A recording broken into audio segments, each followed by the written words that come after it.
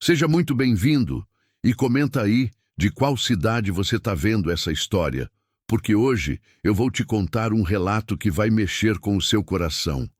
Eu aprendi cedo que choro não paga conta. Não aprendi isso num livro.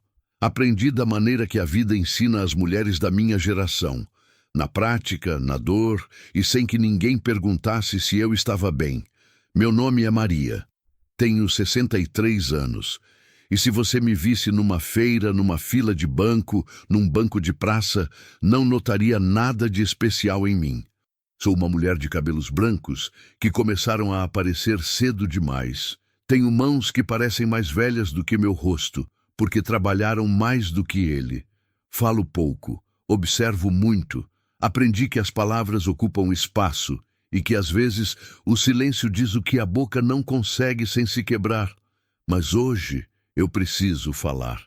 Não por mim, porque tem muita Maria por aí que ainda está calada e talvez precise ouvir que existe um outro lado. Eu nasci numa família simples do interior. Meu pai era homem de poucas palavras e muitos silêncios pesados. Minha mãe era o tipo de mulher que segurava a casa com as duas mãos e ainda encontrava tempo para sorrir para os filhos antes de dormir, mesmo que por dentro estivesse exausta. Ela nunca me ensinou isso com palavras, me ensinou pelo exemplo, me ensinou sendo. Cresci vendo minha mãe ser forte e discreta ao mesmo tempo, forte porque não havia outra escolha. Discreta porque mulher que falava demais, naquele tempo e naquele lugar, era mulher que dava trabalho. E nenhuma de nós queria dar trabalho. Então aprendi a engolir. Aprendi a mastigar o choro antes que ele chegasse aos olhos. Aprendi a dizer estou bem quando não estava. Aprendi a ocupar pouco espaço, a pedir pouco, a precisar menos. Achei durante muito tempo que isso era virtude. Achei que era força. Só muito mais tarde entendi que era sobrevivência disfarçada de resignação. Casei com Anselmo quando tinha 22 anos. Ele era um homem trabalhador. Isso eu digo com honestidade, porque não sou o tipo de pessoa que reescreve o passado para fazer a dor parecer mais justa. Anselmo não era um monstro. Era um homem do seu tempo, daqueles que acham que prover é o mesmo que amar, que pagar a conta da luz é um gesto de afeto, que chegar em casa todo dia já é suficiente. E durante muito tempo eu aceitei essa equação, cuidei da casa, criei os filhos. Acordei antes do sol e fui dormir depois de todos. Fiz comida que ele gostava mesmo quando eu estava com dor. Engoli brigas que não eram minhas para engolir. Segurei a língua em situações que me pediam para gritar. Fui a espinha dorsal de uma família inteira, sem que ninguém me perguntasse se minha espinha ainda aguentava. 40 anos. Não estou dizendo que foram 40 anos de sofrimento. Não foram. Tivemos momentos bons, tivemos risos, tivemos noites tranquilas e jantares fáceis e domingos que ainda guardo com carinho em algum lugar que não dói tanto. Mas também tivemos anos de distância. Anos em que ele estava presente no corpo e ausente em tudo mais. Anos em que eu aprendi a não esperar o que ele não era capaz de dar. E fui ficando, porque era isso que se fazia. Porque os filhos precisavam de um lar inteiro, porque eu tinha medo do que viria do outro lado. Porque a vida que eu conhecia, por mais cansada que fosse, ainda era a vida que eu sabia viver. Osvaldo nasceu primeiro, depois veio Celina. Criei os dois com o melhor que eu tinha. Abri mão de coisas que eu queria para que eles tivessem o que precisavam. Perdi noites de sono quando ficavam doentes. Fui às reuniões da escola. Fiz os deveres junto. Escutei os problemas. Fui a mãe que estava sempre ali, mesmo quando ali custava caro para mim. Não conto isso para cobrar. Conto porque é verdade e porque faz parte de entender quem eu era antes de entender quem eu me tornei. Mãe é um cargo que não tem hora de saída. Eu sabia disso quando aceitei. E aceitei de coração. O que eu não sabia era que, em algum momento, meus filhos iam me olhar e não me ver mais. Iam me olhar e enxergar peso. Iam me olhar e pensar em herança antes de pensar em mim. Mas isso ainda estava por vir. Anselmo adoeceu devagar. As doenças que chegam depressa são cruéis, mas têm uma brutalidade honesta. As que chegam devagar são diferentes. Elas ficam te preparando sem que você se prepare de verdade. Fui cuidando dele como fiz tudo na vida, em silêncio, sem pedir ajuda, sem reclamar. Noites no hospital, remédios no horário certo, refeições especiais, consultas, exames, mão dada na cama quando ele acordava assustado de madrugada. Nunca me lembro de ter pensado, isso é injusto. Não porque não fosse, mas porque a gente que aprende cedo a engolir o choro não tem espaço interno para registrar injustiça. A gente só registra o que precisa ser feito e vai fazendo. Quando ele morreu, eu não desmoronei na hora.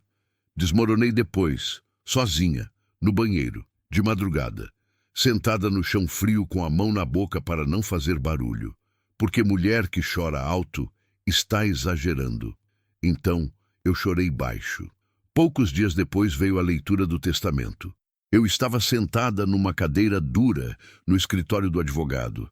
Ainda vestia preto, ainda carregava dentro do peito esse tipo de cansaço que não é físico, que não passa com sono, que é feito de anos acumulados e não de uma noite ruim. Na sala estavam Osvaldo e Celina. Não me lembro de termos conversado muito antes de começar. Acho que falamos sobre o calor, ou sobre o trânsito. Uma daquelas conversas vazias que se tem quando o que precisa ser dito não tem coragem de sair. O advogado começou a ler. A casa onde vivíamos ficou para Osvaldo. O dinheiro guardado foi dividido entre os 2 filhos. O carro foi para Celina. Eu fui esperando. Olhei para o advogado com atenção, achando que era só uma pausa, que em breve ele ia dizer o meu nome de um jeito que fizesse sentido com 40 anos de vida entregue àquela família. Então ele disse: para a senhora Maria foi deixada uma pequena propriedade rural, com uma casa em estado precário e uma vaca registrada na terra. Silêncio. Eu esperava que ele continuasse, mas ele não continuou. Olhei para Osvaldo, olhei para Celina. Nenhum dos 2 disse nada, nenhum questionou. Nenhum olhou para mim com vergonha. Assinaram os papéis como quem assina uma conta de água. Eu assinei também, porque aprendi cedo que choro não paga conta, e porque naquele momento eu ainda não sabia que aquela terra abandonada, aquela casa caindo aos pedaços e aquela vaca magra seriam o começo de tudo. No próximo capítulo, Maria chega à terra que ninguém queria e encontra, numa vaca magrela com ossos à mostra, o reflexo exato de si mesma. Quer que eu escreva o capítulo 2 agora? Continue 16:08. Capítulo 2. A terra que ninguém queria. Existe um tipo de silêncio que não é paz. É o silêncio que vem depois que tudo desmorona. Aquele que ocupa os cômodos vazios, que senta do seu lado na cama, que responde quando você fala sozinha sem perceber. Não é tranquilidade, é ausência. E ausência tem um peso que ninguém te avisa antes de carregar. Foi dentro desse silêncio que eu arrumei minha mala. Não demorei muito, não tinha muito para arrumar. Peguei minhas roupas, peguei meus documentos, peguei a Bíblia que minha mãe me deu quando casei, com a capa desgastada, e algumas páginas marcadas com uma dobradura antiga que nunca tive coragem de desfazer. Peguei uma foto pequena que ficava na cabeceira da cama há anos, de quando os meninos eram ainda crianças e o mundo parecia mais inteiro.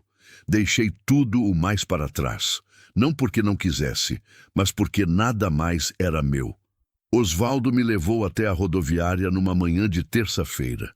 A viagem foi curta demais para ter conversa e longa demais para ficar em silêncio confortável. Ele ficou mexendo no rádio do carro a maior parte do tempo. Eu fiquei olhando pela janela, vendo a cidade ir ficando para trás, rua por rua, esquina por esquina, como quem se despede sem cerimônia de um lugar que um dia chamou de lar. Na porta da rodoviária, ele parou o carro, pegou minha mala do banco de trás e colocou no chão ao meu lado. A terra fica a umas 3 horas daqui, ele disse. Você pega o ônibus para Ribeirão do Campo e de lá alguém pode te levar até a estrada. Eu olhei para ele. Filho mais velho, 41 anos. Os mesmos olhos do pai, que às vezes eram distantes da mesma forma. Quis dizer muita coisa, não disse nada. Porque o que se diz para um filho que assinou um papel e não perguntou se a mãe estava bem? Que palavras cabem nesse espaço? Eu não sabia então. Ainda não sei direito agora. Então disse apenas, tá bom, Osvaldo. Ele acenou com a cabeça. Entrou no carro. Saiu. Eu peguei minha mala e entrei na rodoviária. O ônibus era daqueles velhos, com assento de espuma fina, que a gente sente o ferro embaixo depois de meia hora. Sentei do lado da janela. Coloquei a mala no colo, porque o bagageiro estava quebrado. Durante todo o trajeto, fiquei olhando para o paisagismo mudar.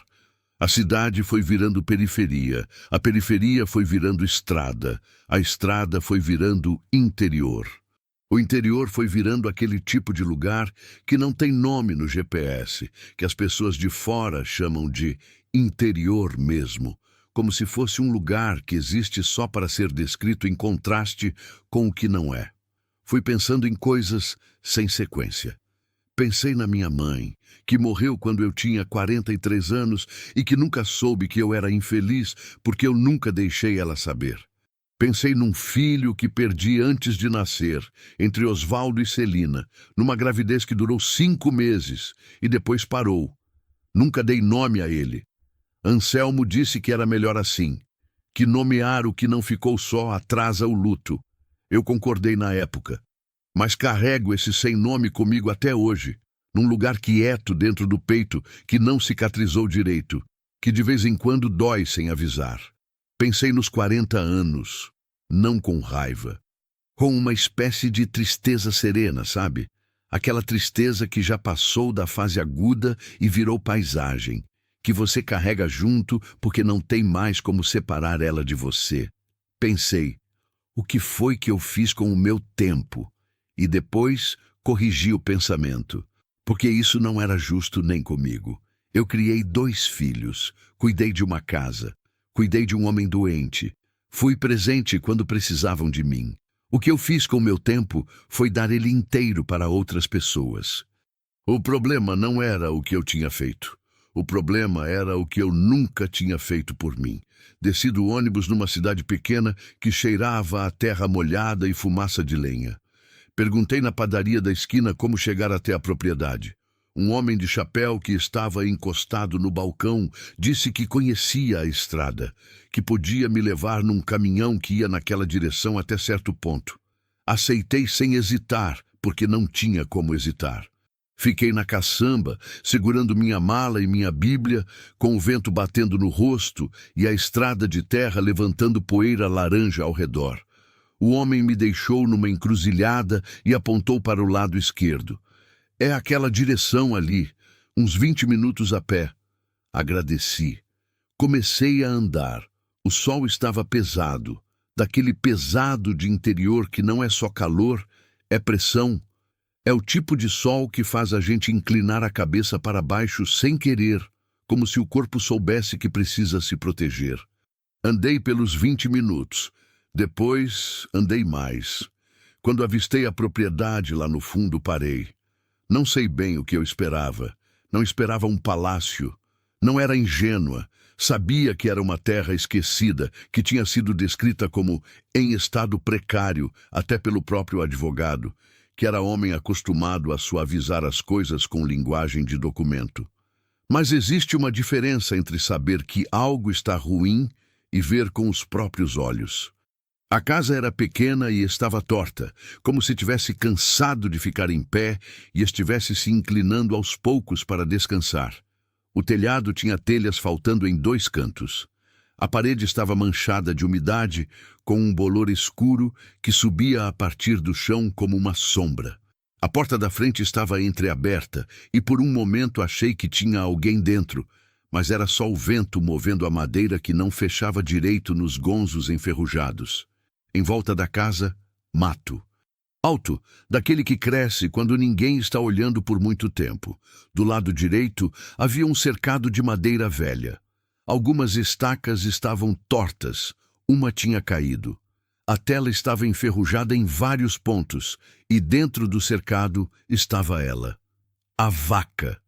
Ela estava parada no canto do cercado, com a cabeça levemente abaixada.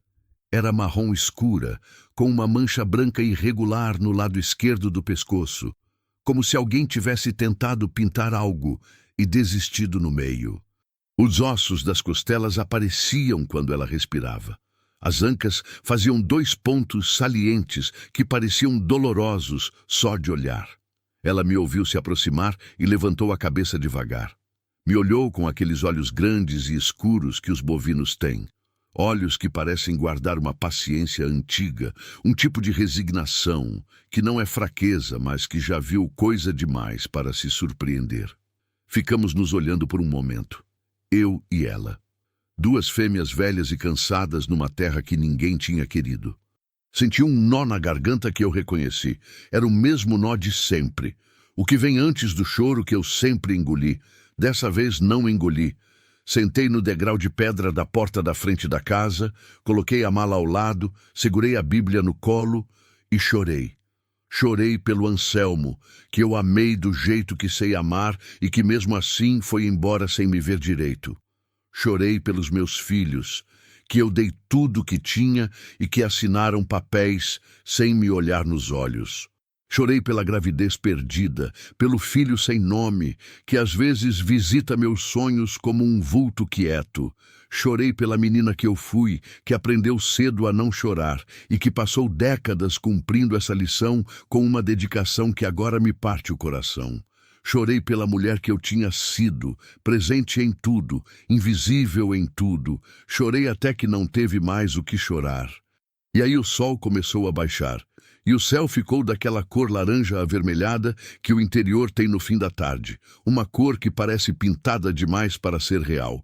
E a vaca mugiu baixinho no cercado. E eu respirei fundo. Entrei na casa com cuidado. Tinha poeira em tudo. Teias de aranha nos cantos. Uma mesa velha com 2 cadeiras, uma delas quebrada. Um fogão de 2 bocas encardido.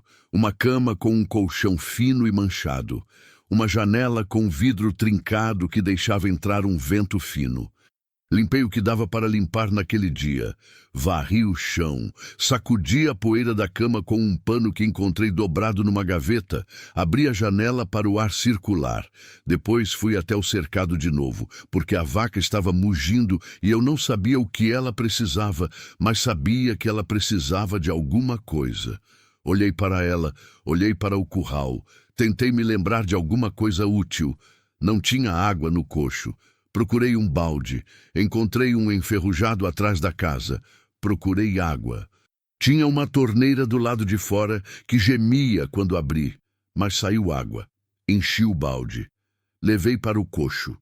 Ela foi até lá devagar e começou a beber. Fiquei olhando. E ali, naquele gesto pequeno e simples, água num cocho, uma vaca bebendo. O fim da tarde descendo sobre uma terra esquecida. Eu senti algo que não sabia bem nomear na hora. Só depois entendi o que era. Utilidade. Eu tinha sido útil para aquele animal, naquele lugar, com aquelas mãos velhas e aquele cansaço de anos. Eu ainda era útil. Naquela noite comi o que tinha na bolsa, um pedaço de pão e uma fruta que tinha comprado antes de pegar o ônibus. E deitei na cama fina com a Bíblia ao lado. Não rezei muito, não tive palavras elaboradas. Falei só o seguinte, em voz baixa, para o teto manchado daquela casa, que não era nada do que eu merecia e que era tudo o que eu tinha. Me ajuda a saber o que fazer agora. Depois, fechei os olhos. E pela primeira vez em muitos dias, dormi. Na manhã seguinte acordei com o mugido dela. O sol ainda estava chegando, aquela luz cedo que entra pelas frestas antes de ser luz de verdade, e o ar tinha o cheiro de terra úmida da madrugada. Me levantei, fui até o cercado, e foi ali, naquela manhã simples de início de tudo, que eu tomei uma decisão que não pareceu grande na hora, mas que mudaria cada coisa que viria depois. Decidi que ia tentar. Não sabia tentar o quê exatamente. Não tinha plano. Não tinha dinheiro suficiente. Não tinha experiência. Tinha só aquela vaca magra me olhando com aqueles olhos de paciência antiga e aquela coisa dentro de mim, difícil de nomear, que se recusava a deitar junto com tudo que tinha sido destruído. Chamei de resistência. Outros poderiam chamar de teimosia. No fundo, acho que eram as duas coisas. No próximo capítulo, Maria tenta ordenhar uma vaca pela primeira vez na vida. E aprende que recomeçar não é bonito.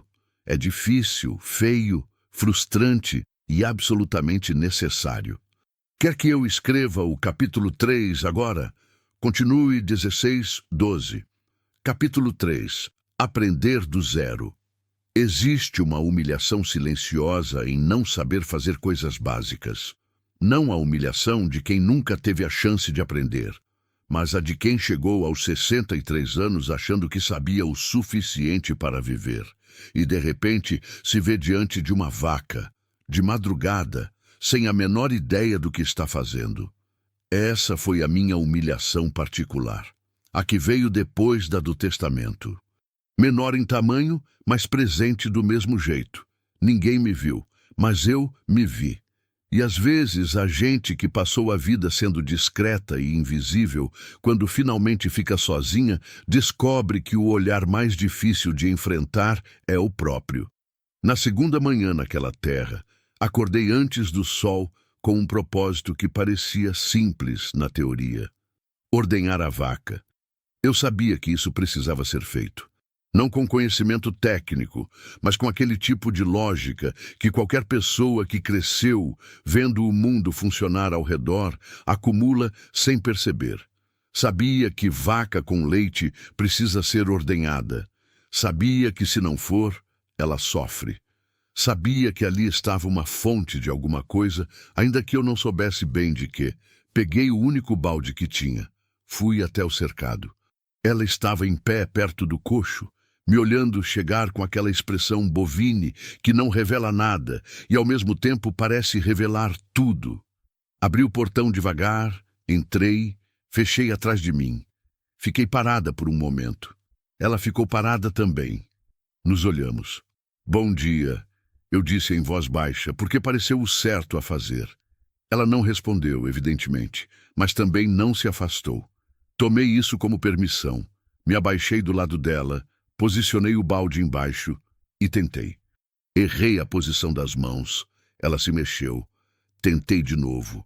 Errei a pressão. Ela deu um passo para o lado. Tentei outra vez, dessa vez com mais cuidado, mais devagar. Nada saiu.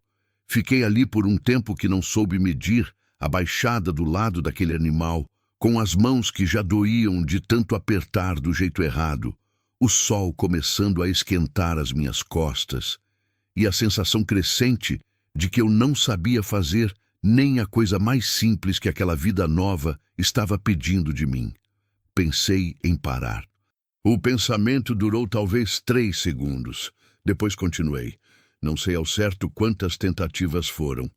Sei que em algum momento eu estava com o joelho no chão, o balde torto, as mãos dormentes, e a vaca havia se afastado para o outro lado do cercado com uma paciência que, se eu fosse menos honesta comigo mesma, eu chamaria de indiferença. Mas que, na verdade, parecia ser uma forma de tolerância. Ela estava me tolerando. E havia dignidade nisso, de algum jeito. Fui até ela de novo. Me abaixei de novo. E dessa vez, com uma combinação diferente de pressão e movimento que meu corpo encontrou mais por acidente do que por técnica, saiu um fio, fino, quase nada, mas saiu. Fiquei olhando para aquele fio de leite no fundo do balde como se fosse a coisa mais importante que tinha acontecido nos últimos dias. Talvez fosse. Continuei, devagar, com cuidado, com aquele ritmo que o corpo vai encontrando quando a mente para de atrapalhar. O fio foi aumentando. Pouco, mas foi. Quando terminei, havia uma pequena quantidade de leite no fundo do balde. Não muito, provavelmente metade ou menos do que ela tinha para dar, porque eu não sabia o que estava fazendo direito. Mas era leite. Real. Branco. Morno ainda do corpo dela. Fiquei ajoelhada no chão do cercado, segurando o balde com as duas mãos, olhando para aquilo. E senti uma coisa estranha. Não alegria, exatamente. Algo mais quieto do que alegria. Uma espécie de reconhecimento.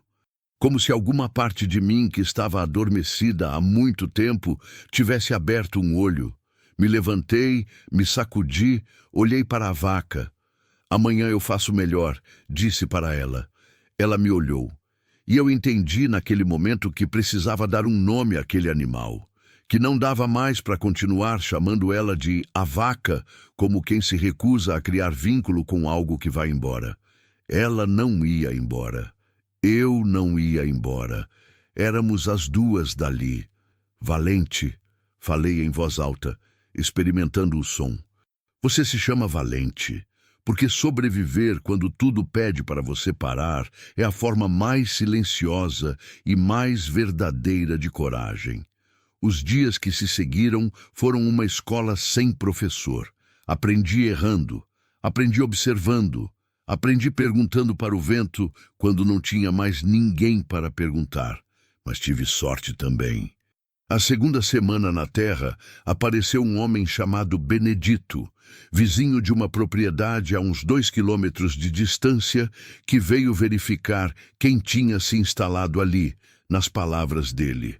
Era um homem de uns 70 anos, seco como madeira velha, com chapéu de palha desgastado e jeito direto de falar que no começo me pareceu rispidez, mas que fui entendendo que era só eficiência. Ele não desperdiçava palavras. Ficou olhando para o cercado, para a Valente, para mim. A senhora sabe cuidar de gado? Perguntou. Estou aprendendo, respondi. Ele fez um som que não era bem concordância nem discordância. Ficou mais uns minutos observando. Depois disse, a forma que a senhora está ordenhando vai secar ela antes do tempo. Não disse com crueldade, disse como quem informa sobre o clima. Me ensina o jeito certo? Pedi. Ele me olhou por um segundo, como se avaliasse se eu era o tipo de pessoa que aprende ou o tipo que só pede. Depois disse, venha cá. Benedito não era professor. Era fazendeiro que tinha aprendido fazendo, igual a mim, mas com 50 anos de vantagem. Me ensinou a posição correta das mãos. Me ensinou o ritmo, que não é força, é cadência. Como o ordenhar tem mais a ver com paciência do que com pressão. Me ensinou a limpar o úbere antes e depois. Me ensinou a observar os sinais que a vaca dá quando está bem e quando não está. Me ensinou que animal que tem nome responde diferente de animal que não tem, e que isso não é sentimentalismo, é observação prática de quem passou a vida no campo. Não falou muito além do necessário, mas o que disse foi suficiente. Quando foi embora, parou na porteira e falou, sem se virar, essa terra tem água boa e solo bom. O problema nunca foi a terra. Eu entendi o que ele não disse. O problema era que ninguém tinha ficado para cuidar dela. A memória do queijo chegou numa madrugada. Não sei por que naquela noite específica. Às vezes, a memória funciona assim. Ela aguarda o momento em que a gente está quieta o suficiente para ouvir o que ela tem a dizer.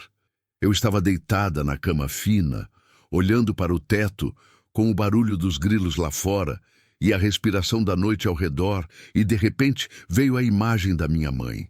Ela estava na cozinha da casa de infância. Usava um avental azul desbotado que eu ainda lembro com exatidão. Tinha uma panela de leite no fogo e estava mexendo com uma colher de pau, e o cheiro que preenchia a casa era aquele cheiro de leite quente que é quase impossível de descrever para quem nunca sentiu, mas que, para quem sentiu, é memória de afeto puro. Ela fazia queijo artesanal, daquele de coalho, que ela vendia para vizinhos e que às vezes a gente comia no café da manhã com rapadura. Eu tinha ajudado algumas vezes quando criança. Não aprendi direito. Era pequena demais para entender o processo, suficientemente presente para guardar a imagem. Me levantei da cama. Fui até a janela e fiquei olhando para o escuro lá fora. Pensei, eu tenho leite, eu tenho fogo, eu tenho tempo. O que mais preciso? No dia seguinte, fui até a cidade pequena mais próxima. Caminhei até a estrada e pedi carona para um caminhão que passava. O motorista me deixou na cidade sem fazer perguntas. Fui até o mercadinho. Comprei coalho, comprei sal. Comprei um pano de algodão fino para coar. Comprei uma panela pequena porque a que tinha na casa estava com o fundo queimado. Gastei quase todo o dinheiro que tinha. Voltei para casa segurando a sacola como se estivesse trazendo algo precioso. Porque era. A primeira tentativa de queijo foi um fracasso absoluto. Coloquei o leite para esquentar e esqueci de controlar a temperatura. Ficou quente demais e o coalho não agiu direito. O resultado foi uma massa estranha, granulada, que não tinha forma nem cheiro agradável. Joguei fora com o coração pesado, porque jogar comida fora é coisa que mulher criada com pouco nunca faz sem custo. Segunda tentativa. 2 dias depois, quando tinha leite suficiente de novo. Dessa vez, controlei a temperatura com cuidado, com a mão mesmo, testando o calor como minha mãe fazia. Adicionei o coalho. Esperei. A coalhada formou. Coloquei no pano para escorrer. Polvilhei o sal. Moldei com as mãos. Coloquei para descansar. Fui dormir com um nervosismo silencioso que parecia bobo, mas não era. Na manhã seguinte fui ver. O queijo tinha forma, tinha consistência, mas quando provei, o sal estava forte demais, quase amargo. Não era bom, mas era queijo, reconhecível como queijo. E isso era mais do que eu tinha conseguido na semana anterior. Anotei no caderno que comprei junto com as outras coisas, um caderno simples de capa preta, onde passei a registrar tudo. Segunda tentativa, forma correta, sal excessivo, reduzir quantidade, tempo de escorrimento, aumentar. Nunca tinha administrado nada com esse nível de atenção na vida. Tinha administrado uma casa inteira, filhos, marido, contas, mas sempre de cabeça, sempre com aquela organização silenciosa de quem faz sem registrar, porque ninguém vai perguntar depois.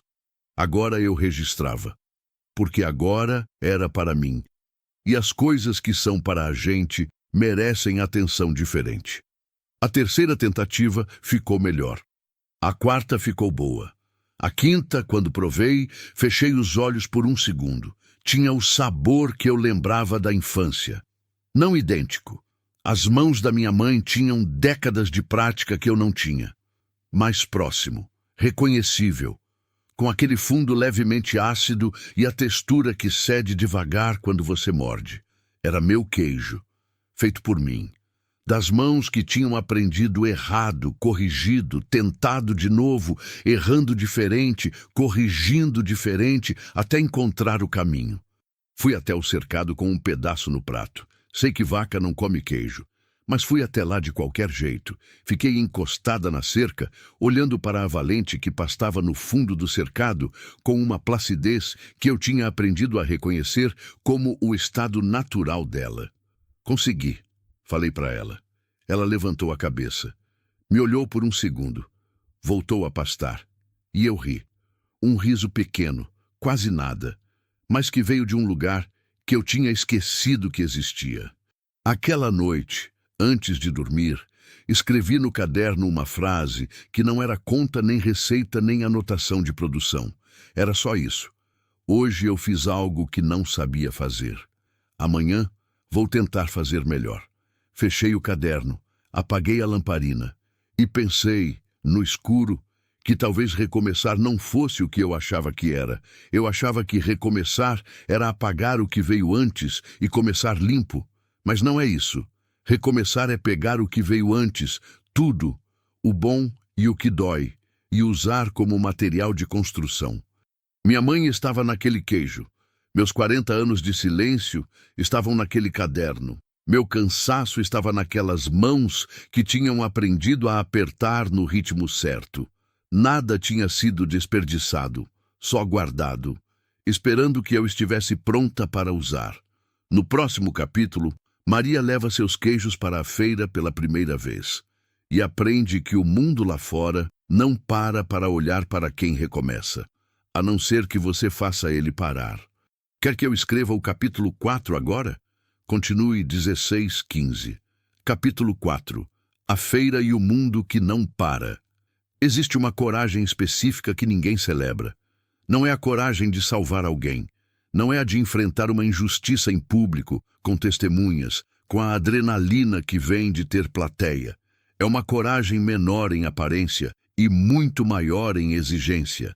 A de se colocar diante do mundo depois que o mundo te mostrou que não estava te esperando. Foi essa coragem que precisei reunir numa sexta-feira de manhã cedo, quando coloquei 2 queijos dentro de um pano de algodão, amarrei as pontas, coloquei debaixo do braço e fui a pé até a feira da cidade. 2 queijos, 40 anos de vida, um começo. A feira funcionava numa praça pequena no centro da cidade, daquelas praças de interior com coreto no meio e árvores antigas que fazem sombra generosa. As bancas eram simples, algumas com toldos coloridos, outras só com uma mesa e o que tinham para vender disposto em cima. Tinha verdura, tinha fruta, tinha mel, tinha artesanato e tinha gente que já estava lá faz tempo, com lugar cativo, com clientela que chegava pelo nome. Eu não tinha nada disso, cheguei sem banca, sem toldo, sem cliente. Encontrei um espaço pequeno no canto e me instalei ali com minha caixinha de isopor, que tinha pedido emprestada a Benedito, os 2 queijos dentro envolvidos no pano branco e uma placa escrita à mão num pedaço de papelão que dizia apenas queijo artesanal. Feito com leite fresco, fiquei em pé e esperei. A primeira hora foi como se eu não existisse.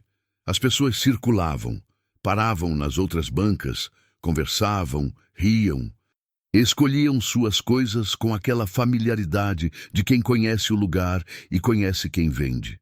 Olhavam para o meu canto às vezes, mas não paravam. Tentei sorrir quando alguém olhava na minha direção.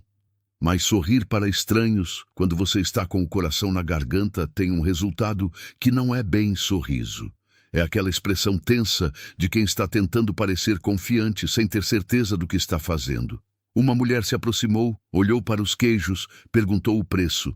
Eu disse. Ela fez uma expressão que não era negativa nem positiva. Era apenas aquela expressão de quem está calculando se vale ou não vale. E foi embora sem comprar nada. Fiquei olhando para ela ir. Não disse nada. Engoli o que senti. A segunda hora foi igual. Um homem parou, pediu para ver o queijo, pegou, apertou, cheirou, colocou de volta, disse que ia pensar e sumiu pela feira. Uma criança parou e ficou me olhando com aquela curiosidade direta que só criança tem. A mãe veio buscar ela sem olhar para mim. Uma senhora de cabelos brancos como os meus passou perto, deu uma olhada rápida nos queijos e seguiu em frente com a sacola já cheia de outras coisas. O sol foi subindo. Meus pés começaram a doer. Pensei na caminhada de volta para casa. Pensei nos 2 queijos que poderiam voltar comigo do mesmo jeito que tinham vindo.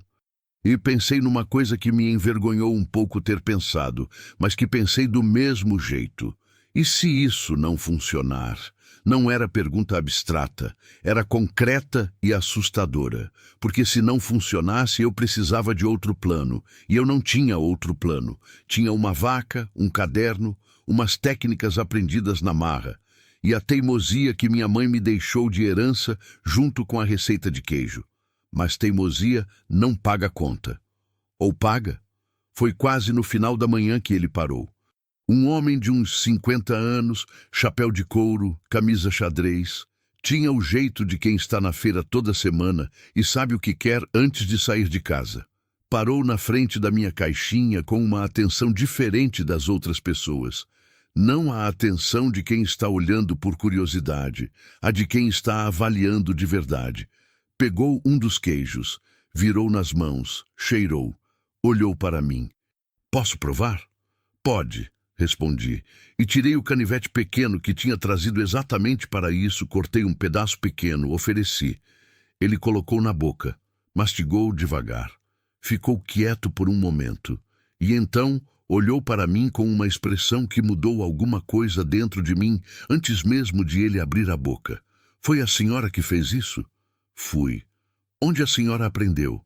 Com minha mãe, respondi. E era verdade, da forma que as verdades parciais são verdades. Eu tinha aprendido com ela, só que 40 anos depois, através da memória, sozinha numa cozinha de interior, errando e tentando até que a memória virasse prática. Ele ficou me olhando por mais um segundo, depois disse, quanto pelos dois? Disse o preço, ele não barganhou. Tirou o dinheiro do bolso, colocou na minha mão, pegou os 2 queijos, assentou o chapéu na cabeça e disse, me chamo Severino, venho toda semana. Se a senhora trouxer mais, eu compro. Virou as costas e foi embora pela feira. Eu fiquei olhando para o dinheiro na minha mão. Não era muito, mas era meu. Ganho por mim. Com o meu trabalho, as minhas mãos, a minha persistência, a memória da minha mãe e a paciência de uma vaca chamada Valente. Dobrei as cédulas com cuidado, coloquei no bolso do avental e tive que virar o rosto para o lado porque os olhos encheram d'água de um jeito que eu não estava esperando e que me pegou desprevenida. Voltei para casa com a caixinha vazia e os pés doendo e o coração em estado que ainda não sei nomear direito. Não era euforia. Era algo mais sólido do que euforia. Euforia é leve e passa rápido. O que eu sentia era pesado no bom sentido, concreto, como quando a gente coloca um tijolo no lugar certo e sabe que ele vai ficar. Fui até o cercado quando cheguei. A Valente estava pastando no fundo. Vendemos, disse para ela. Ela me olhou. Na semana que vem a gente traz mais. Na semana seguinte, trouxe 4 queijos. Cheguei mais cedo para garantir o mesmo espaço no canto da praça. Dessa vez, Severino apareceu logo no começo da manhã. Comprou 2 e disse, minha irmã quer conhecer a senhora. Ela tem um mercadinho aqui na cidade. Senti meu coração acelerar de um jeito que tentei não demonstrar. Pode trazer ela, disse, com uma calma que não era inteiramente verdadeira. Dona Joana chegou na metade da manhã. Era uma mulher miúda, de uns 60 anos, cabelos curtos e olhos que avaliavam as coisas com rapidez, de quem passou a vida comprando e vendendo e aprendeu a separar o que presta do que não presta em questão de segundos. Provou o queijo. Não disse nada imediatamente. Andou em torno da minha caixinha como se estivesse pensando. Depois perguntou, quanto a senhora consegue produzir por semana? Disse a quantidade que tinha conseguido naquelas semanas. Ela balançou a cabeça, calculando. Se a senhora conseguir o dobro, constante, eu coloco no mercado. Olhei para ela. Constante é importante. Ela repetiu, como se soubesse que eu precisava ouvir 2 vezes.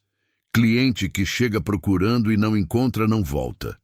Entendo, disse. Então, fiz a conta rápida na cabeça. Valente estava produzindo mais desde que eu tinha aprendido a ordenhá-la direito, desde que a alimentação melhorou, desde que a rotina ficou mais regular. Mas o dobro ainda era um salto. Me dá 3 semanas, respondi. Dona Joana me olhou por um segundo, depois estendeu a mão. Apertei. Voltei para casa com um propósito diferente. Não era mais só sobreviver, era crescer. E crescer assusta de um jeito diferente do que sobreviver. Sobreviver tem aquela urgência que não deixa espaço para o medo. Crescer é mais lento, mais deliberado, e justamente por isso dá mais tempo para a dúvida aparecer. E se eu não conseguir manter a quantidade? E se a Valente adoecer? E se Dona Joana mudar de ideia? E se eu não for boa o suficiente para isso? Escrevi as perguntas no caderno, não para responder, para não deixar elas circulando soltas dentro de mim sem endereço. Depois virei a página e escrevi o que precisava fazer para conseguir o dobro da produção. As perguntas ficaram numa página, o plano ficou na outra, e eu escolhi trabalhar com o plano. As 3 semanas seguintes foram as mais intensas desde que cheguei naquela terra. Acordava antes do sol toda manhã, sem exceção. Ordenhava a valente com aquela cadência que Benedito tinha me ensinado e que meu corpo já tinha incorporado como memória muscular. Controlava a alimentação dela com atenção que beirava o exagero, mas que Benedito disse que não era exagero nenhum, era cuidado. E que cuidado nunca é demais com um bicho que depende de você. Produzia queijo todos os dias. Anotava tudo. Temperatura do leite, quantidade de coalho, tempo de prensagem, resultado, o que funcionou, o que não funcionou, o que precisava ajustar. Aquele caderno foi ficando cheio de uma forma que me orgulhava cada vez que abria. Era o registro de alguém que estava aprendendo com seriedade.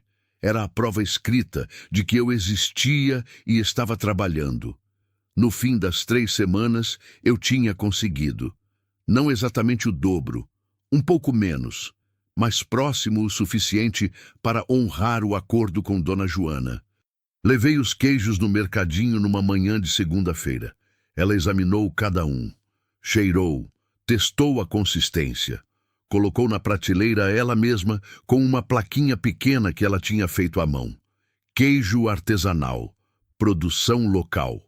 Fiquei olhando para aquela plaquinha por um tempo que provavelmente pareceu bobo para ela. Para mim, não era bobo.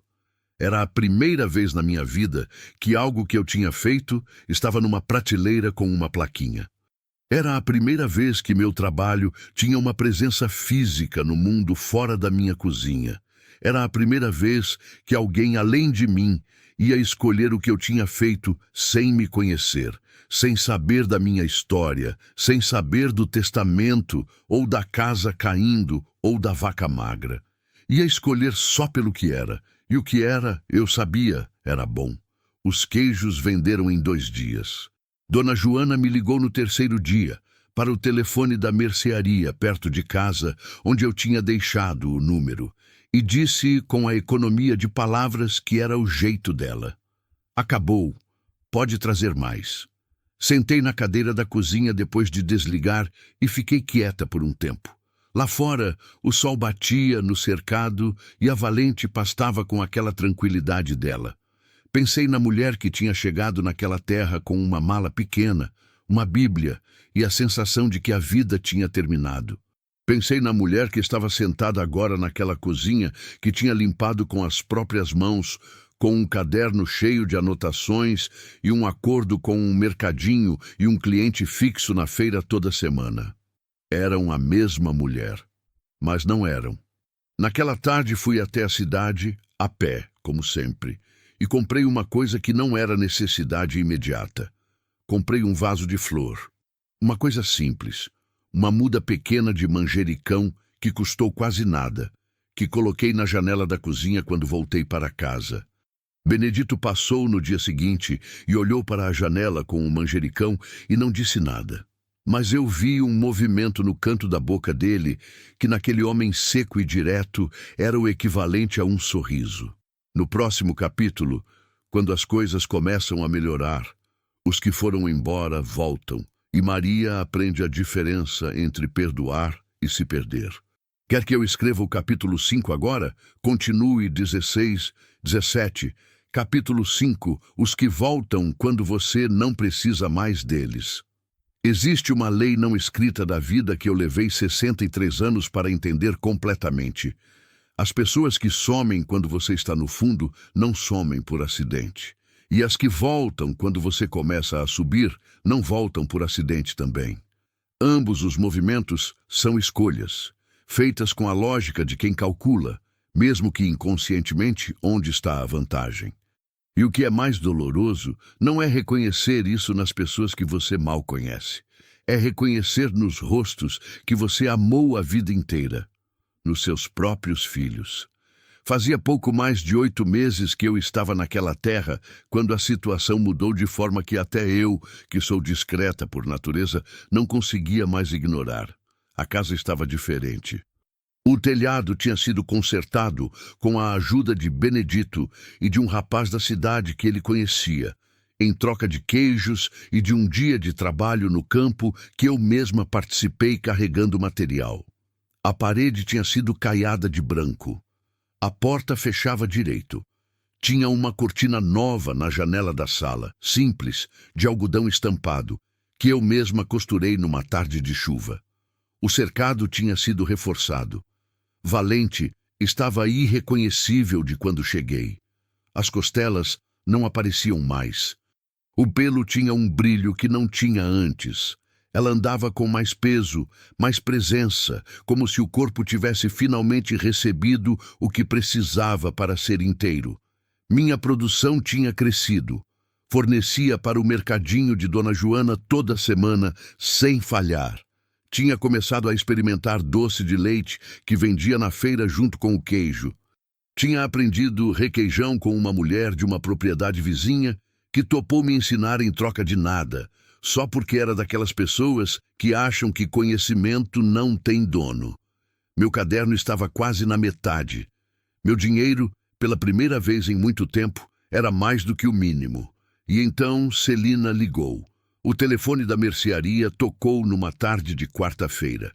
Dona Perpétua, que cuidava do balcão, me chamou com a voz de sempre. Maria, é para você. Atendi sem esperar nada específico. Às vezes era Dona Joana com algum pedido. Às vezes era Severino avisando que não ia poder vir à feira. Mas a voz do outro lado era a da minha filha. Mãe, uma palavra só. Mas tem palavras que carregam toneladas no tom. Aquele mãe carregava uma mistura de coisas que eu reconheci imediatamente. Culpa, necessidade e aquele jeito específico de quem quer alguma coisa e ainda não sabe como pedir. Fiquei em silêncio por um segundo. Celina, como você está? Bem. E você? Mais ou menos, ela disse. E depois, sem muito mais preparação. A gente queria ir te visitar, eu e Osvaldo. Senti meu estômago apertar de um jeito que tentei não deixar subir para a voz. Visitar, repeti. Faz tempo que a gente não te vê, mãe. A gente quer saber como você está. 8 meses. 8 meses sem uma ligação, sem uma carta, sem um recado através de ninguém. E agora queriam saber como eu estava. Fiz o que aprendi a fazer quando não sei ainda o que devo sentir. Fiquei quieta por dentro enquanto respondia com calma por fora. Podem vir, disse. Me avisem antes para eu estar em casa. Eles vieram no sábado seguinte. Osvaldo dirigiu. Celina veio no banco do passageiro. Eu os vi chegarem pela janela da cozinha, um carro limpo parando na frente da porteira que eu tinha pintado de verde algumas semanas antes. Fui até a porta. Ficamos nos olhando por um momento antes de qualquer abraço. Meu filho tinha envelhecido um pouco. Tinha uma tensão nova ao redor dos olhos que eu não lembrava de antes. Celina estava mais magra do que eu lembrava, com aquela magreza de quem está preocupada com algo que não está dormindo direito. Abraçamos. O abraço daqueles que se afastaram e ainda não sabem se têm direito de estar perto é um abraço específico. Tem duração calculada, pressão medida, uma espécie de pedido de desculpa embutido que nenhum dos dois lados nomeia. Entre, disse. Servi café. Sentamos à mesa da cozinha, aquela mesma mesa velha que eu tinha limpado na primeira semana, que agora tinha uma toalha bordada que eu mesma tinha feito nos serões à lamparina. Eles olharam para a casa. Vi o momento em que os dois perceberam que a casa não era mais o que tinham imaginado que encontrariam. Os olhos de Osvaldo percorreram a parede caiada, a cortina nova, o manjericão na janela, o fogão limpo. Celina olhou para o chão, que tinha sido revestido com um cimento liso que Benedito me ajudou a fazer. Nada sofisticado, mas limpo e inteiro. Nenhum dos dois disse nada sobre isso imediatamente.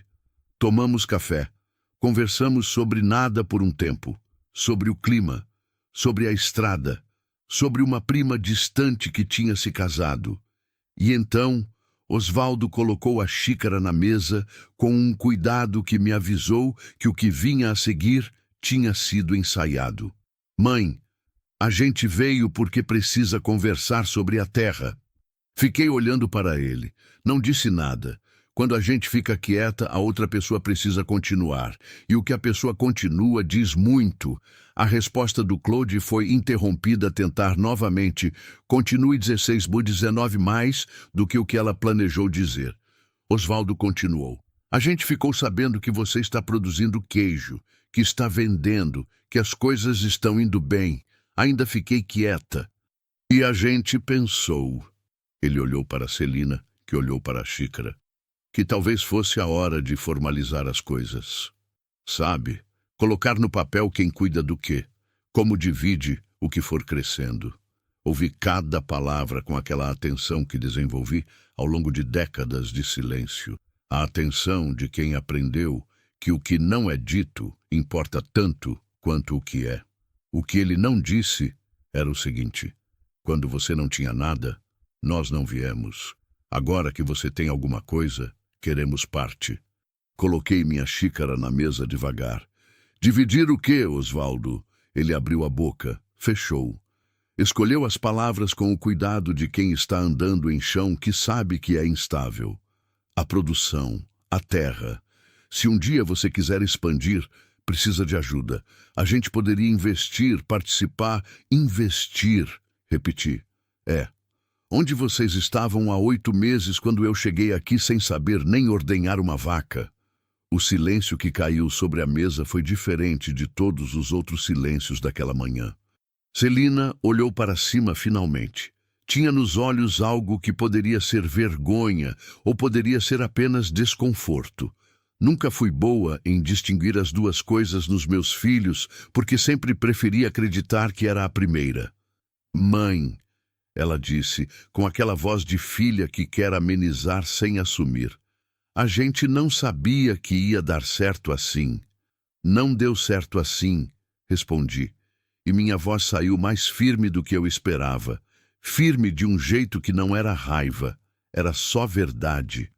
Deu certo, porque eu trabalhei todos os dias, porque errei e tentei de novo, porque pedi ajuda para estranhos que tiveram mais generosidade com uma velha que eles mal conheciam do que vocês tiveram com a própria mãe. Nenhum dos dois respondeu. O manjericão balançou levemente na janela com um vento que entrou de fora. Deixei o silêncio durar. Não por crueldade. Nunca fui cruel. Não tenho esse talento e não tenho esse desejo. Mas porque havia algo importante acontecendo naquela cozinha que precisava de espaço para acontecer inteiro. Meus filhos precisavam ouvir o que eu tinha dito sem que eu corresse logo em seguida para suavizar, para dizer que tudo bem, para abrir um sorriso que liberasse a tensão e tornasse tudo mais fácil para eles. Passei 40 anos tornando as coisas mais fáceis para todo mundo. Estava aprendendo que facilitar demais, às vezes, impede que a verdade chegue onde precisa chegar. Então deixei o silêncio ficar. Foi Celina quem quebrou primeiro, não com argumento, com choro. Minha filha, que sempre foi mais dura por fora do que por dentro, colocou os cotovelos na mesa e o rosto nas mãos e chorou daquele jeito de quem estava segurando faz tempo e não conseguiu mais. E meu coração, que é de mãe antes de qualquer outra coisa, sentiu aquele aperto específico que não tem como desviar.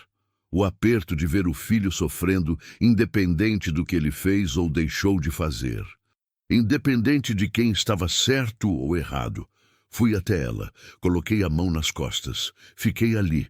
Não disse que estava tudo bem porque não estava ainda. Não disse que eu entendia porque algumas coisas eu ainda estava processando. Não disse nada que fosse menos do que verdadeiro. Fiquei só presente, com a mão nas costas da minha filha, naquela cozinha que construí do nada, naquela casa que ninguém queria, naquela terra que foi dada como descarte e que eu tinha transformado em lar. Às vezes, presença é o único idioma que a gente tem em comum com quem ama. Quando Celina se acalmou, Osvaldo falou de um jeito diferente, não mais o jeito ensaiado de antes. O jeito de quem baixou a guarda porque viu que a guarda não estava funcionando. Eu estou com dívida, mãe, disse. Fiz um negócio que não deu certo. Perdi quase tudo que o pai deixou em menos de um ano. Olhei para ele, meu filho primogênito, que tinha os olhos do pai e a teimosia da mãe e que passou a vida achando que sabia mais do que sabia porque ninguém nunca deixou ele errar pequeno antes de errar grande. Quanto? Perguntei. Ele disse o valor. Era significativo.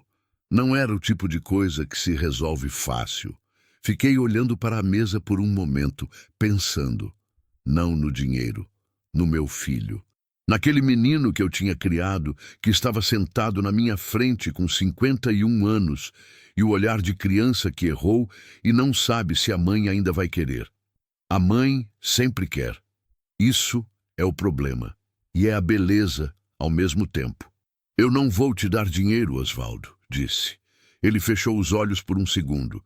Não porque não posso, continuei, mas porque não vai resolver. Dívida que vem de decisão ruim não se resolve com dinheiro de fora. Se resolve com trabalho e com mudança de como você decide. Ele abriu os olhos. O que eu posso fazer, continuei, é o seguinte. Estou pensando em expandir a produção. Preciso de mais animais. Preciso de uma estrutura melhor para processamento. Preciso de alguém que entenda de logística para me ajudar a chegar em mercados maiores. Osvaldo me olhou com uma atenção que não tinha antes. Se você quiser trabalhar nisso comigo, de verdade, com dedicação e sem achar que porque é filho tem parte antes de merecer, eu considero. Mas seria trabalho, com regras claras, com o que cada um colocou registrado no caderno do meu jeito, que é o jeito que eu aprendi a fazer funcionar. Silêncio. E Celina? Ele perguntou. Olhei para minha filha. Celina precisa me dizer o que ela quer, não o que acha que precisa, o que quer de verdade. Celina me olhou por um longo momento. Eu quero ter você de volta, mãe, disse ela com uma voz pequena que me partiu o coração de um jeito que não dói menos, só porque a gente esperava. Você nunca me perdeu, respondi. Só precisou aprender que eu não sou só a mãe de vocês. Sou uma pessoa também. Ficaram para o almoço. Fiz arroz, feijão e um pedaço de queijo que coloquei na mesa sem cerimônia. Osvaldo comeu em silêncio por um tempo e então olhou para o queijo e disse, com uma simplicidade que não parecia calculada. Está muito bom, mãe. Obrigada, respondi. Demorei um tempo para aprender a fazer direito. Ele assentiu. E naquele assentimento eu li algo que não estava sendo dito diretamente, mas que estava lá com clareza suficiente para quem sabe ouvir o que não é falado. Ele estava aprendendo também. Que algumas coisas levam tempo. Que aprender tarde não é o mesmo que não aprender. Que mãe não é monumento, é pessoa. Quando foram embora no fim da tarde, Osvaldo ficou parado na porteira por um momento antes de entrar no carro. Olhou para a terra ao redor, para o cercado onde Valente pastava no fim da tarde, para a casa branca com a porta verde e a cortina na janela. Você fez tudo isso sozinha, disse. Não era pergunta. Fiz, respondi. Ele ficou mais um segundo olhando. Depois olhou para mim com aqueles olhos que eram do pai, mas que naquele momento estavam sendo só dele. Me desculpa, mãe. 3 palavras. Simples como 3 palavras sempre são, e complicadas como 3 palavras sempre são também. Eu disse o que era verdadeiro. Já estou trabalhando nisso. Não disse já perdoei, porque perdão não é interruptor, não se liga e acaba. É processo. É coisa que acontece aos poucos, no ritmo que acontece, e não adianta acelerar para fazer a outra pessoa se sentir melhor antes de você estar pronto. Mas disse que estava trabalhando, e estava. Naquela noite, depois que o silêncio da casa voltou a ser só meu, sentei na varanda com um copo de leite quente e fiquei olhando para o céu, que no interior é diferente, mais escuro e mais cheio ao mesmo tempo, como se a ausência de luz artificial desse às estrelas espaço para ser o que são. Pensei naquele dia, nos meus filhos sentados na minha cozinha, no pedido disfarçado de visita que tinha se transformado em algo mais honesto do que qualquer um de nós esperava. Pensei em Anselmo, não com raiva. Já tinha passado da raiva. Estava naquele lugar depois da raiva que é mais quieto e mais complexo, onde a gente consegue olhar para alguém que machucou a gente e ver uma pessoa inteira, com falhas e com limitações, sem precisar nem condená-la inteiramente, nem absolvê-la inteiramente. Ele foi um homem que não soube me ver, mas me deu filhos que estavam aprendendo a me enxergar, e me deu aquela terra, mesmo que sem querer, mesmo que como descarte, mesmo que como a parte menos valiosa do que tinha acumulado em vida. Não sabia que estava me dando exatamente o que eu precisava. As pessoas raramente sabem quando estão fazendo isso. Escrevi no caderno naquela noite, não na parte de contas, mas numa página do final que tinha reservado para coisas que não eram números. Escrevi o seguinte: filho que voltou com interesse é ainda filho. O amor não cancela a mágoa não cancela o amor. As duas coisas existem juntas, e eu estou aprendendo a carregar as duas, sem deixar uma matar a outra. Hoje eu não cedi o que construí, mas também não fechei a porta. Acho que isso é o que chama de maturidade, ou sabedoria, ou simplesmente aprender com o que doeu. Fechei o caderno, terminei o leite, fui dormir. E lá fora, no cercado, a Valente estava quieta no escuro, como sempre, com aquela paciência que desde o primeiro dia me ensinou mais sobre resistência do que qualquer pessoa tinha conseguido. Mas o que eu ainda não sabia naquela noite era que o capítulo mais difícil não tinha sido o testamento. Não tinha sido a chegada naquela terra abandonada. Não tinha sido aprender a ordenhar, a fazer queijo, a administrar, a vender. Nem tinha sido a visita dos filhos com interesses misturados com amor verdadeiro. O capítulo mais difícil estava por vir, porque Osvaldo não tinha me contado tudo naquela tarde. Havia mais, e o mais estava prestes a chegar com o peso de processo judicial, de papéis assinados por advogados e da descoberta de que algumas pessoas, quando não conseguem o que querem pelo afeto, tentam conseguir pela força. E dessa vez, eu precisaria lutar de um jeito que nunca tinha lutado antes. Não no silêncio. Em voz alta, na frente de um juiz. No último capítulo, Maria enfrenta a batalha mais dura e descobre, finalmente, o que ela é feita de verdade. Quer que eu escreva o capítulo 6, o capítulo final agora? Continue 16:24. Capítulo 6, o que eu sou feita. Tem uma coisa que ninguém te conta sobre ser mulher silenciosa a vida inteira, que quando você finalmente fala, a sua voz assusta. Não os outros, você mesma. Porque você passa tanto tempo sem usar a voz no tom que ela merece que quando ela sai, com toda a força que sempre teve, você estranha. Você olha para o lado procurando quem falou. Demora um segundo para entender que foi você, que sempre foi você, que a voz estava lá o tempo todo, só esperando que você parasse de engolir ela antes de sair.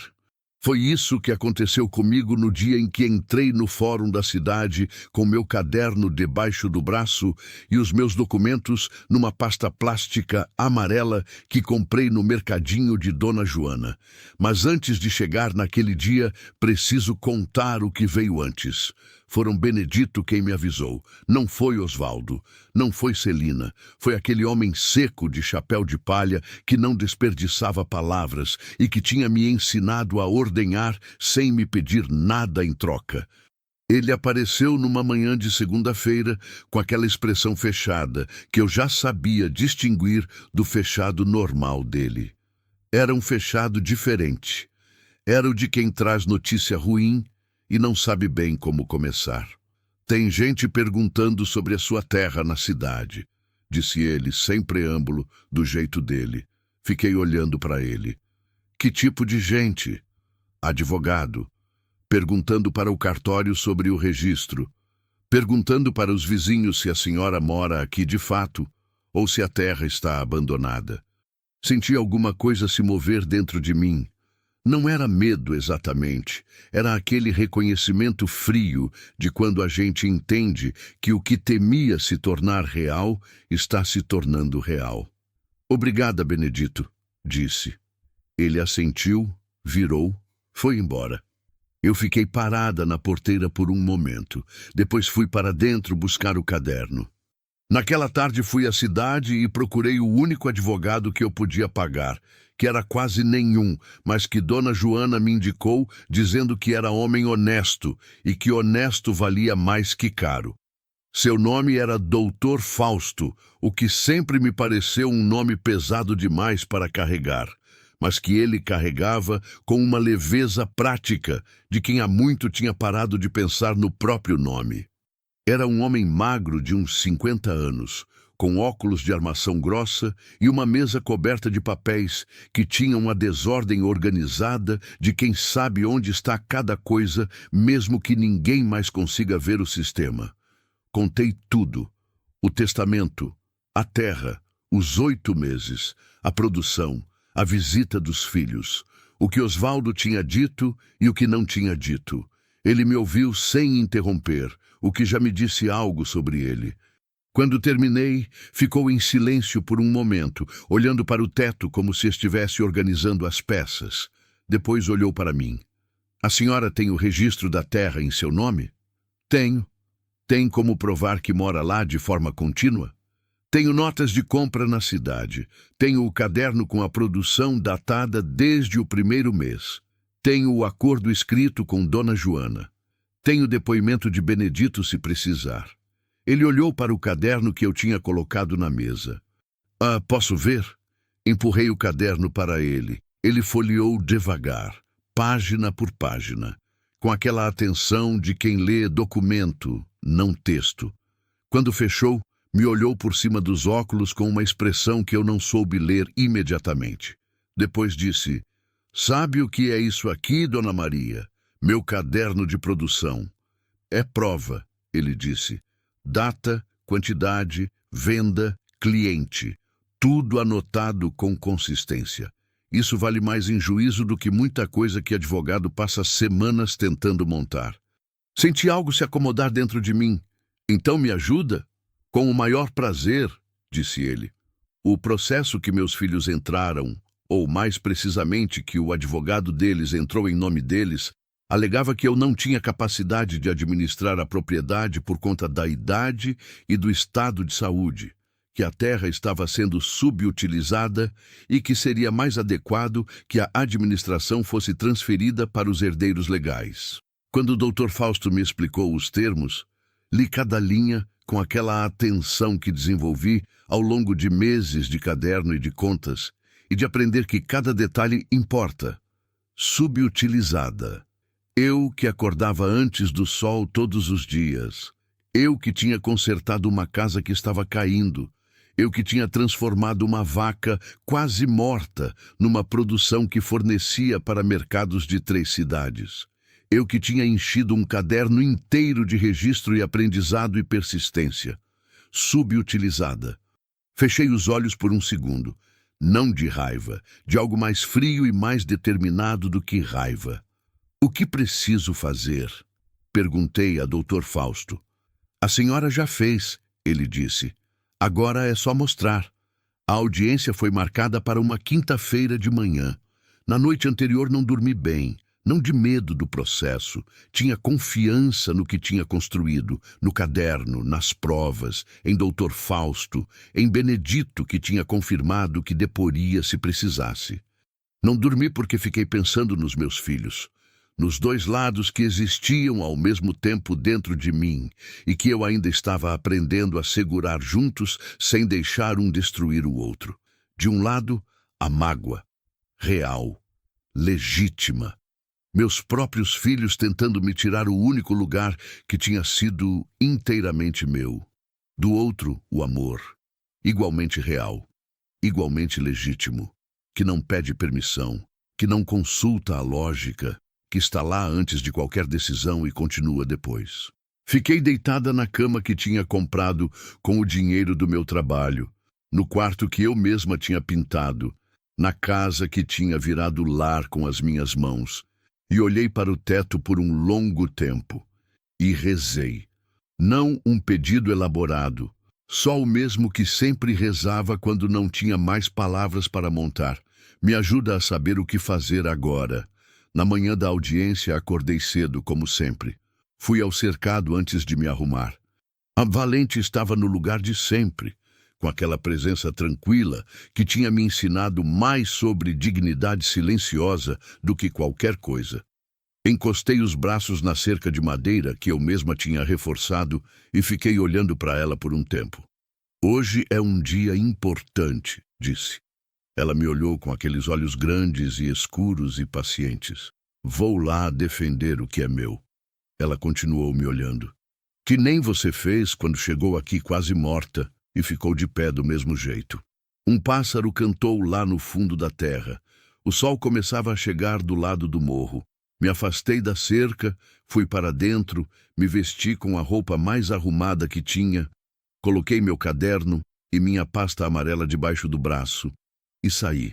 O fórum era um prédio velho no centro da cidade, com piso de cerâmica fria e aquele cheiro específico de papel e de ar-condicionado que tem em todos os lugares onde decisões formais são tomadas.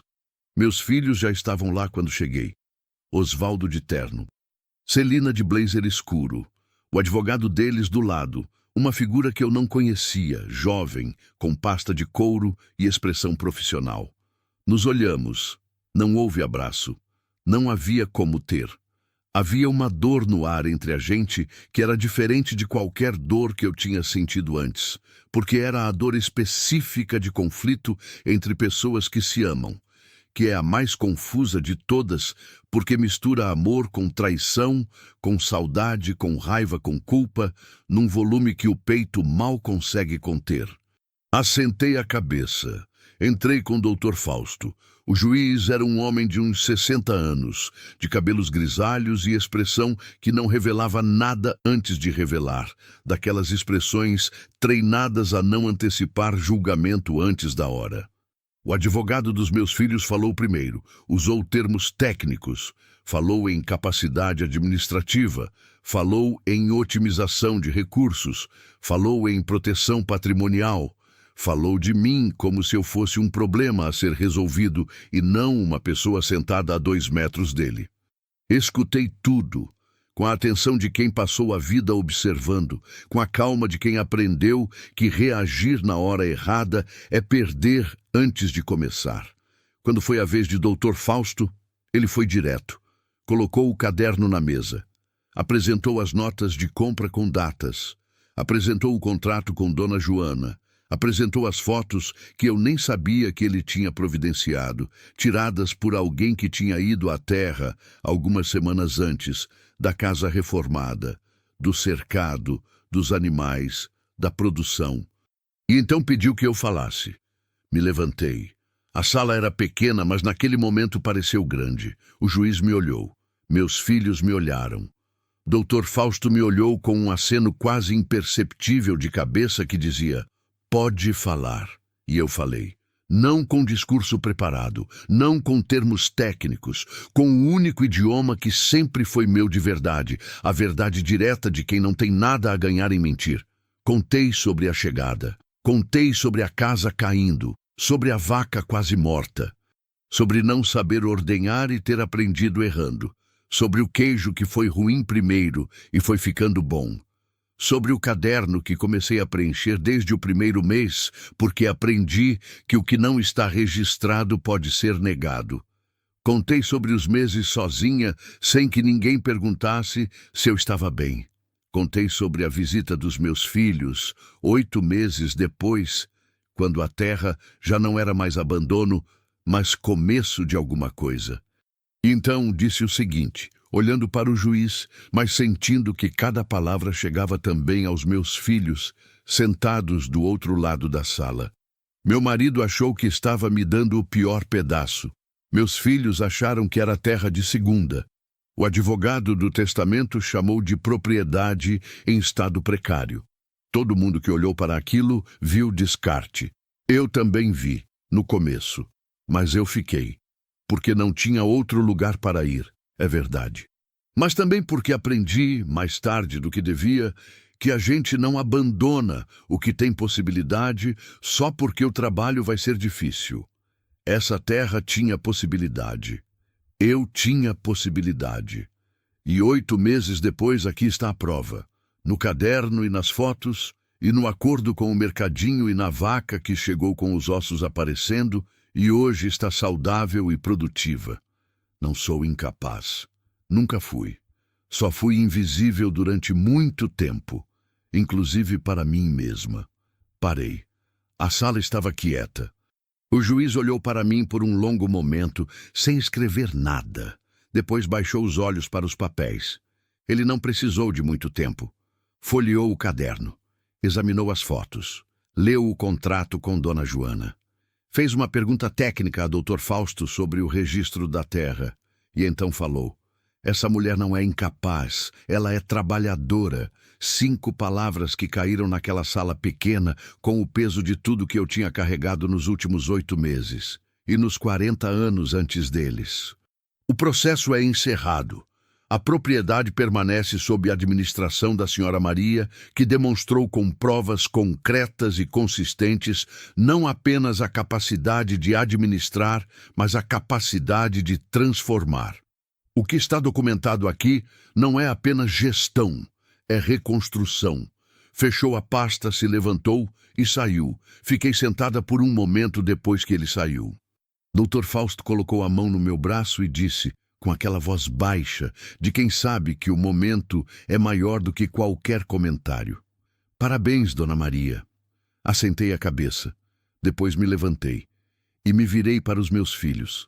Osvaldo estava olhando para o chão. Celina tinha os olhos vermelhos. O advogado deles já estava guardando os papéis com aquele movimento rápido de quem quer sair logo de onde as coisas não foram bem. Fui até os meus filhos, não com raiva, não com vitória, com aquela coisa mais difícil e mais verdadeira que as duas, com amor que já passou pela dor e saiu do outro lado ainda amor. Eu os amo, disse. Isso não muda, mas eu também me amo agora. E isso também não vai mais mudar. Celina chorou. Osvaldo levantou os olhos do chão e me olhou com uma expressão que eu nunca vou esquecer enquanto eu viver. Era a expressão de alguém que vê a mãe pela primeira vez de verdade. Não como papel, não como função, como pessoa inteira. Não disseram nada. Não precisavam. Saí do fórum sozinha. A rua estava com aquele movimento de quinta-feira de manhã, pessoas passando com sacolas, crianças na calçada, um cachorro deitado na sombra de uma árvore, a vida ordinária acontecendo ao redor com toda a sua indiferença bonita. Andei um pouco sem destino, parei na padaria da esquina e pedi um café. Sentei numa mesa pequena na calçada com o sol batendo de lado e tomei aquele café como se fosse a primeira vez na vida que eu tinha tempo para tomar um café sem pressa, sem filho chamando, sem marido esperando, sem casa pedindo, sem nada além de mim e daquele copo e daquela manhã. Pode ter sido o melhor café que já tomei. Voltei para casa no fim da tarde. A luz daquela hora no interior é diferente de qualquer outra luz. É laranja e dourada e desce devagar como se soubesse que tem o direito de ocupar espaço.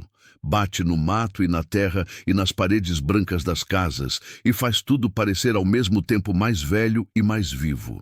Quando avistei minha terra lá no fundo, parei. Fiz isso às vezes.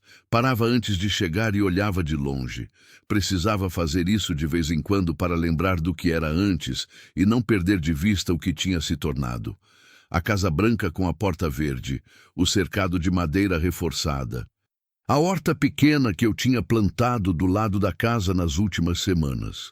As vacas no pasto, 3 agora, porque eu tinha comprado mais 2 com o dinheiro da produção. O manjericão que provavelmente precisava de água. E lá no centro do cercado, imóvel com aquela imobilidade serena que era só dela, a Valente. Fui até ela antes de entrar na casa. Me apoiei na cerca. Ela levantou a cabeça e veio caminhando devagar na minha direção. O que não era comportamento de antes, era comportamento de agora. De animal que reconhece, que tem história com quem se aproxima, que criou ao longo de meses algo que não é exatamente amizade, mas que é mais do que indiferença. Chegou perto o suficiente para eu alcançar o focinho. Passei a mão. Ganhamos, disse baixinho. Ela ficou quieta debaixo da minha mão. O sol continuou descendo. Naquela noite fiz o jantar com mais calma do que de costume. Coloquei a mesa com cuidado. Trouxe um pedaço do meu queijo. Abri um doce de leite que tinha feito na semana anterior e ainda não tinha provado. Esquentei o leite para depois. Comi sozinha, como quase sempre, mas sozinha tinha mudado de significado. No começo, quando cheguei naquela terra, sozinha era ausência. Era o silêncio dos que foram embora e não olharam para trás. Era o peso do espaço onde deveriam ter pessoas e não tinha. Agora sozinha era outra coisa. Era presença própria. Era a mesa que eu coloquei, a comida que eu fiz, a casa que eu construí, a vida que eu escolhi, prato por prato, dia por dia, erro por erro, até virar o que era. Existe uma diferença enorme entre estar sozinha porque você foi deixada e estar sozinha porque você é inteira. Eu tinha aprendido essa diferença na prática, do jeito mais duro e mais verdadeiro que existe. Depois do jantar, fui para a varanda. Era noite fechada de interior, aquela que não tem meio termo, que é escura de verdade e cheia de estrelas de verdade, sem a poluição luminosa que apaga o céu nas cidades e que a gente só percebe que existia quando para de existir. Sentei na cadeira que eu mesma tinha consertado, com um encosto que estava torto e que endireitei com uma cunha de madeira que Benedito me ensinou a fazer. Segurei o copo de leite quente com as duas mãos e fiquei olhando para o céu. Pensei em tudo. Não de forma organizada, não como quem faz balanço. Só deixei os pensamentos virem como vêm, sem direção, sem sequência, como quando a gente está cansado o suficiente para parar de controlar o que pensa e deixa a mente ir onde quer. Pensei na menina que eu fui, que aprendeu cedo a engolir o choro. Pensei na jovem que me tornei, que casou achando que amor era o que sobrava depois de toda a obrigação cumprida.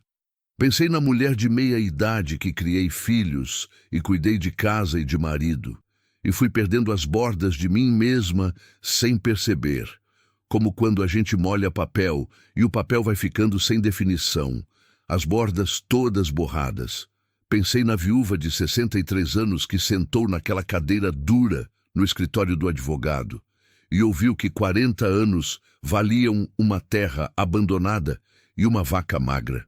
E pensei na mulher que estava sentada naquela varanda agora, com mãos que sabiam ordenhar, que sabiam fazer queijo, que sabiam consertar cerca e cozinhar de forma diferente e encher caderno e enfrentar advogado e olhar para filho nos olhos e dizer: eu me amo agora. Eram a mesma mulher. Todas elas eram eu. E pela primeira vez na vida, eu olhei para todas essas versões de mim sem querer apagar nenhuma. Nem a que chorava escondida no banheiro, nem a que engoliu coisas que não devia ter engolido, nem a que chegou naquela terra sem saber nada e aprendeu tudo. Porque todas elas tinham sido necessárias, cada dor tinha sido material, cada silêncio tinha sido preparação. Cada coisa que eu engoli tinha me ensinado o peso exato do que merecia ser dito em voz alta. Fui dormir tarde. Antes de apagar a lamparina, abri o caderno na última página que tinha escrito. Li o que tinha anotado na noite depois da visita dos filhos. Filho que voltou com interesse é ainda filho. O amor não cancela a mágoa. A mágoa não cancela o amor. Virei a página. Estava em branco. Peguei a caneta e escrevi: Hoje um juiz diz que sou trabalhadora, mas eu já sabia disso. O que eu não sabia e aprendi aqui é que trabalho sem dono é diferente de trabalho para os outros. Quando você trabalha para você, cada coisa que produz é prova de que existe, de que importa, de que o seu tempo na terra vale alguma coisa. Vim aqui com uma mala pequena e uma vaca quase morta e uma casa caindo. Hoje tenho 3 vacas, uma casa que é lar, um caderno quase cheio e a certeza mais importante que já tive na vida: nunca fui o descarte. Sempre fui o começo. Só precisei de terra e de tempo para provar isso. Primeiro para mim e depois para o mundo. Fechei o caderno, apaguei a lamparina e no escuro daquela casa que era minha, naquela terra que era minha, naquela vida que estava sendo minha, talvez pela primeira vez de verdade, fechei os olhos e dormi. Fim.